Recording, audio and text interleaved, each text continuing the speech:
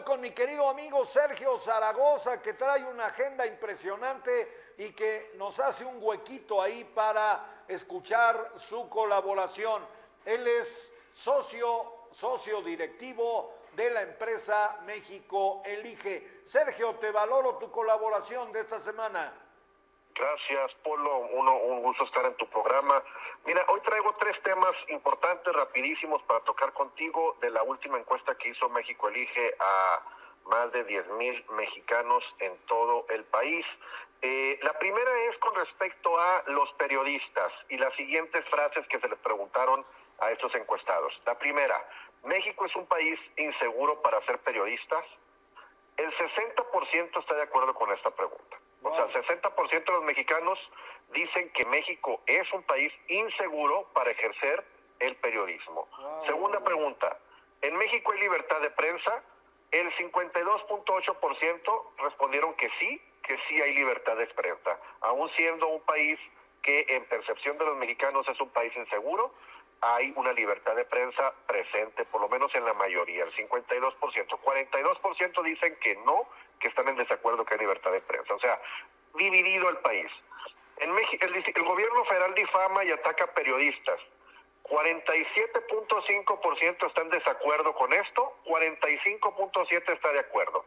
También una fuerte división, prácticamente en la mitad de los mexicanos consideran que sí, que el gobierno federal difama y ataca a periodistas. Cuando nos vamos a la independencia de los periodistas... Perdóname, Sergio, te voy a interrumpir en ese tema porque sí me causa escozor. A ver, la pregunta es, ¿está usted de acuerdo en que el gobierno difame a periodistas? ¿Ese es el tema? No, la pregunta es directa y dice: el gobierno federal difama y ataca a periodistas. ¿Está de acuerdo con esta frase o en desacuerdo? El 45.7% está de acuerdo, es decir, sí hay una percepción de que el gobierno ataca y difama a periodistas en la mitad de los mexicanos. Ligeramente arriba, 47.5% están en desacuerdo con esta frase, en una creencia de que el gobierno no ataca y difama a periodistas. 45.7% tiene claro que el gobierno sí difama a periodistas. La mitad de los mexicanos, si lo ponemos así, estamos prácticamente en un asunto donde la mitad de los mexicanos sí ve una difamación, un ataque por parte del gobierno federal a periodistas. Es delicado porque ese número debe ser mucho menor. De hecho, ni tan siquiera deberíamos de plantear la pregunta. El gobierno no está para difamar y atacar a periodistas, pero lamentablemente hoy esto es algo que se da constantemente, y lo vimos en la mañana también con la desafortunada colaboración de cada semana de esta señora Liz Vilches, donde lo único que hace es atacar a periodistas a nombre del gobierno federal. Oye, Sergio, yo he reiterado que yo no soy periodista, porque hoy precisamente escuchaba a un conductor, periodista él, de un medio nacional, que decía que ahora hay como una moda, ¿no? Que los políticos nos metemos a conductores, a periodistas. No, yo siempre lo he dicho, yo soy un modesto comunicador y tenemos un medio de comunicación, ese sí, que va increciendo. Pero a ver, se vale que cualquier instancia de gobierno, y esto no empezó en México, esto empezó en Venezuela, empezó en Brasil, es como una moda latinoamericana. Se vale que el gobierno también se constituya en medio de comunicación. Esa sería la primera pregunta que yo le hago a un experto como tú. Pero la segunda es, a ver, no puedes difamar, ¿se vale difamar, Sergio? La difamación obviamente es una cuestión incorrecta, y durante mucho tiempo incluso la difamación estuvo en el Código Penal. Sí, hoy claro, está prácticamente en el Código Civil, donde puede haber consecuencias del lado civil mercantil a cualquier persona que difame a otra persona. Pero ya penal ya no es una pena corporal, sino es una pena económica, y hemos visto cómo esto ha avanzado en el país, en esa situación donde cada vez vemos más denuncias por parte de difamación que son ganadas, y otras obviamente que son perdidas, pero muchas que las gana el público en general al verse afectados sus derechos de su honor, porque es un problema que la difamación, ahora sí como dice el presidente mismo en su frase, cuando no mancha tizna. Entonces es una situación delicada. Yo creo que los medios de comunicación y también los funcionarios públicos deben de cuidar ese tipo de situaciones, más porque tienen tanta exposición pública. Por el lado de si de alguna forma los aparatos del Estado pueden ser medios de comunicación, hay modelos que funcionan con una independencia plena, porque recordemos que los aparatos del Estado tienen una función pública y están financiados por los impuestos de todos los que pagamos impuestos. Entonces, el utilizar ese recurso para una comunicación directa y no a través de los medios de comunicación que están de alguna forma dedicados a eso, pues es muchas veces malgastar un recurso público en algo donde el Estado no es eficiente. El Estado no es eficiente en comunicar por sí mismo, debe de depender de los que saben de comunicación, obviamente de una manera también balanceada y tratando de no entrar en esta situación de difamación y ataques. Bueno, pues ahí está. Sí, Sergio. La última parte de la pregunta es, ¿en México los periodistas son independientes? Que es también parte del pleito siempre entre el Estado, que sí o no los periodistas son independientes, hablando de muchas otras prácticas que se han dado en el pasado, incluso en el periodismo. El 36.8% está de acuerdo, el 48.8% está en desacuerdo. O sea, hay una percepción general que en México los periodistas realmente no gozan de una independencia cabal. Interesante, muy interesante. Esto sería en relación al primer tema. Vamos al segundo, periodismo. Sergio. Segundo tema. Hoy se abre ya, y lo vemos en Twitter y en las redes sociales, los memes sobre el mes de la comunidad LGTBTIQIA, que es pues la comunidad lésbico gay para de alguna forma condensarla en esta bola de letras que hoy lo representan, ¿no? Entonces, los memes versan en que dicen, bueno, ya vamos a tirar los stickers de Ucrania y nos vamos a ir a los stickers de la bandera multicolor de este movimiento, ¿no? Entonces, y vemos cómo ya las empresas sacan todo su arsenal multicolor para apoyar a la comunidad lésbico gay, y preguntamos a los mexicanos, uno, ¿pertenece usted a la comunidad lésbico gay? A los 10,000 encuestados, 12.5 dijeron que sí pertenecían, que más o menos es lo que a nivel mundial anda este porcentaje de aproximadamente un 10% de la población que está en la comunidad lésbico gay. 87% respondieron que no. ¿A qué edad se dio cuenta de que era heterosexual? Solo quienes forman parte de la comunidad LGTB. Bueno, el 50% de que no era heterosexual, el 50% desde pequeños, el 23.1% desde la adolescencia, el 13.5% en la juventud y el 12.9% después de la juventud. En cuestión de cómo reaccionaron las personas cercanas, prácticamente en su mayoría, casi el 60%, apoyaron cuando esta persona le dijo que era de la comunidad lésbico gay. Aproximadamente menos del 20% lo rechazaron. Entonces hay un apoyo a la comunidad dentro de las personas cercanas, es decir, padres, familiares, amistades y compañeros. ¿Quiénes son los últimos que se enteran de la situación personal de que pertenecen a la comunidad lésbico gay? Los padres. El 23.6% de los entrevistados han dicho que todavía no les han avisado a sus papás de su situación. ¿Qué diría de las siguientes frases? Las parejas homosexuales tienen derecho a casarse. 67% dicen que sí. En México se discrimina a la comunidad lésbico gay. 52% dijeron que está de acuerdo que hay una discriminación de la comunidad. Las parejas lésbico gay pueden mostrar su afecto en público. El 52% está de acuerdo en que sí sea. México es un país homofóbico, es donde ya se empieza a dividir la pregunta. 46.2% está de acuerdo en que en México hay homofobia, 32% que no.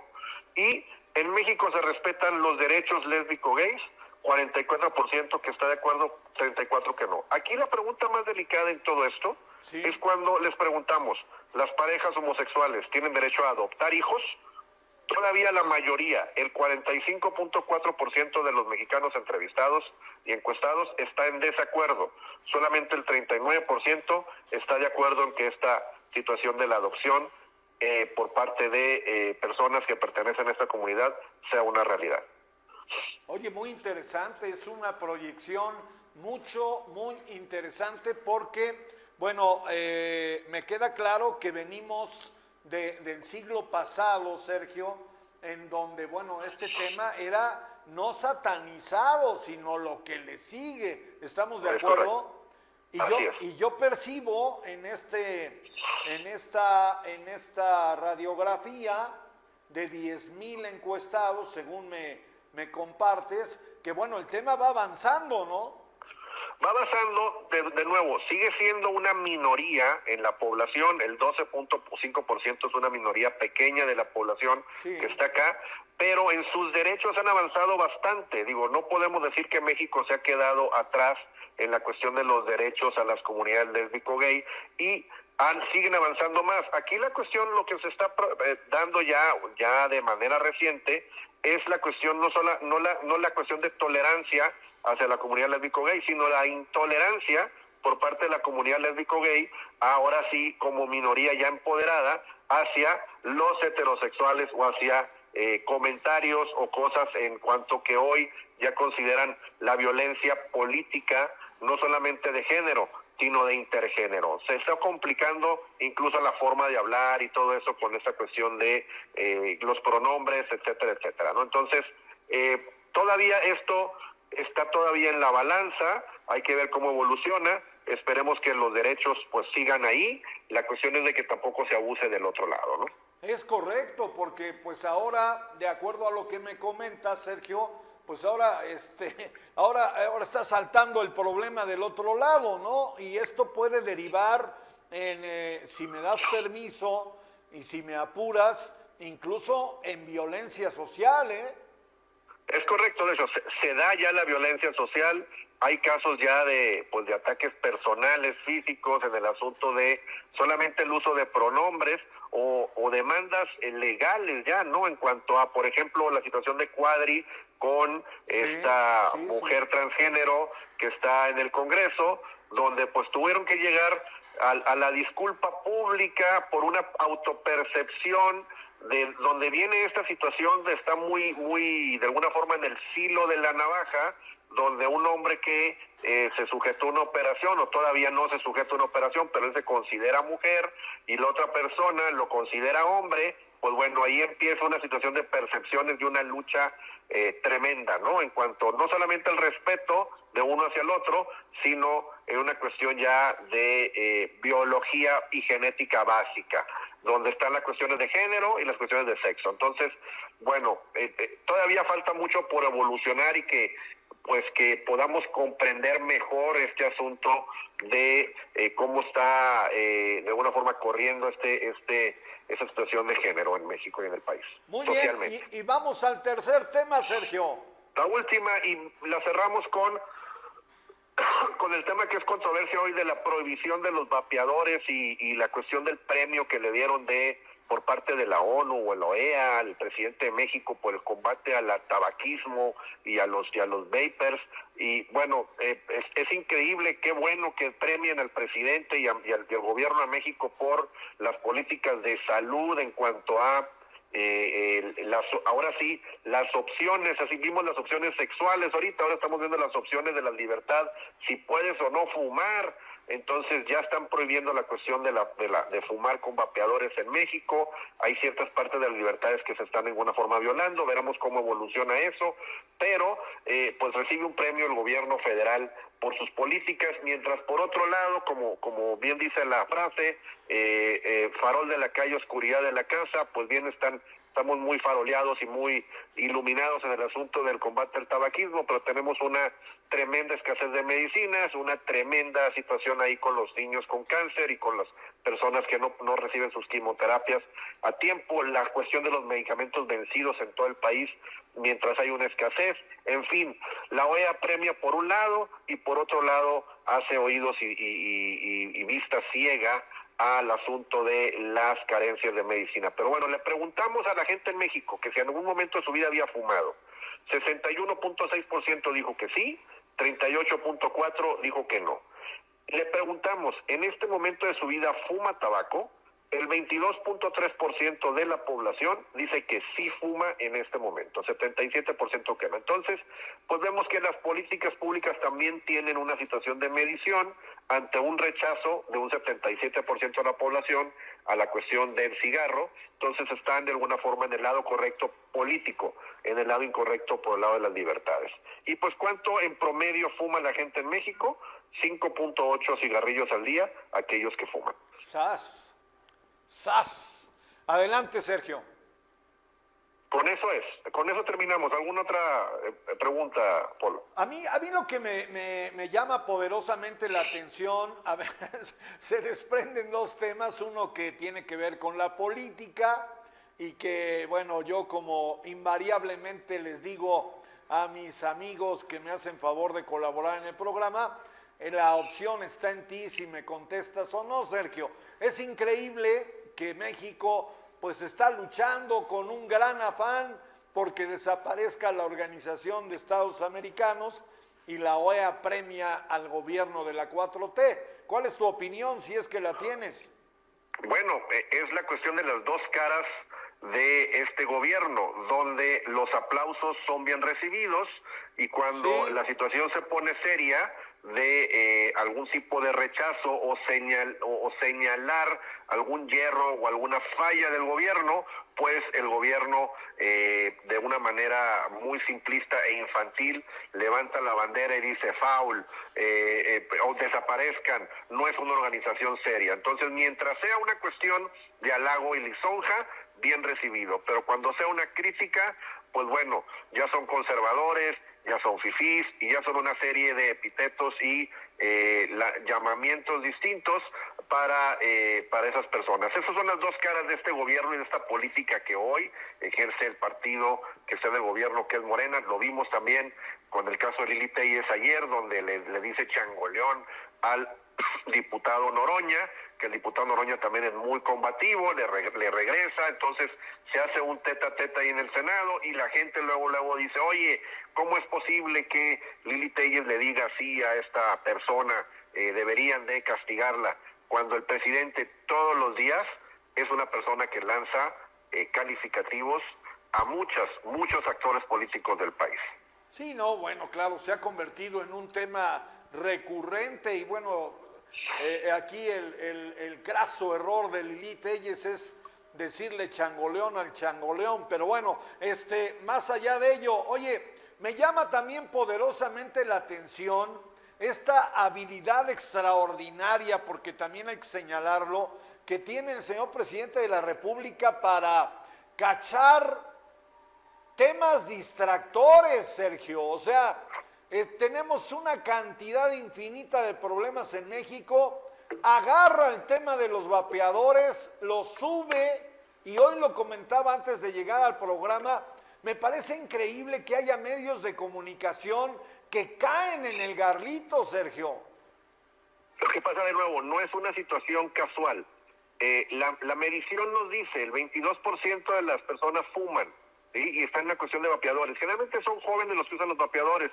Las personas que usan el cigarro de tabaco son personas ya mayores o edad media, ¿no? Entonces, es una minoría el 22%, y se van sobre eso porque hay un 77% que apoya el asunto de una prohibición o que le molesta el humo del cigarro o que le molesta que las personas fuman o que consideran que es una situación de riesgo para la salud, aunque sea la salud ajena y no la propia, porque si uno no fuma, pues yo creo que uno no debe de preocuparse mucho por la salud ajena o por las libertades de las otras personas que tengan sobre si gustan fumar o no.